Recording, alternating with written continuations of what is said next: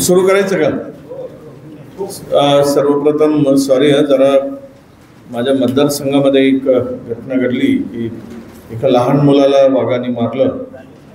त्यामुळे त्या गावाला भेट अचानक मला जावं लागलं आणि त्यामुळे त्यांना जरा उशीर झाला. आपल्या सगळ्यांना पत्रकारांना व्यक्त करतो. आजच्या पत्रकार परिषदेला उपस्थित माननीय अनिल बाबू देशमुख साहेब आणि सर्व ओबीसी समाजाचे सर्व नेते, विविध संघटनांचे पदाधिकारी आणि उपस्थित पत्रकार मित्र, खरं तर ओबीसी सकल ओबीसी समाजाचा मोर्चा 10 ऑक्टोबरला आम्ही यशवंत स्टेडियम ते संविधान चौक असा हा मोर्चा निघणार आहे. 2 सप्टेंबरला महाराष्ट्र शासनाने जो JR काढला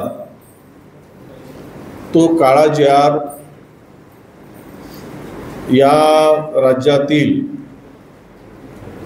54% ओबीसींना खाईत लोटणारा आहे. त्यांचं आरक्षण, त्यांचे अधिकार संपुष्टात आणणारा हा काळा JR देवेंद्र फडणवीस सरकारने काढलेला आहे. त्यामुळे संपूर्ण महाराष्ट्रामध्ये ओबीसीच्या एकूण हक्काचा आणि संविधानिक जे काही आरक्षण आहे त्यामध्ये या काळ्या JR मुळे बोगस ओबीसींचा प्रवेश मोठ्या प्रमाणात होणार आहे. हा JR निघाल्यानंतर प्रचंड मोठ्या प्रमाणामध्ये ओबीसीचे दाखले दिले जात आहेत.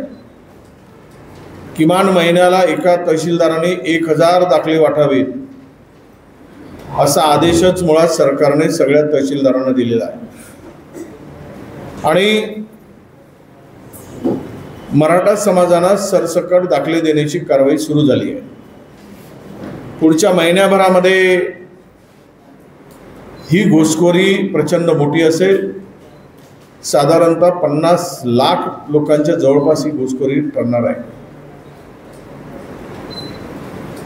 खरं तर हा 300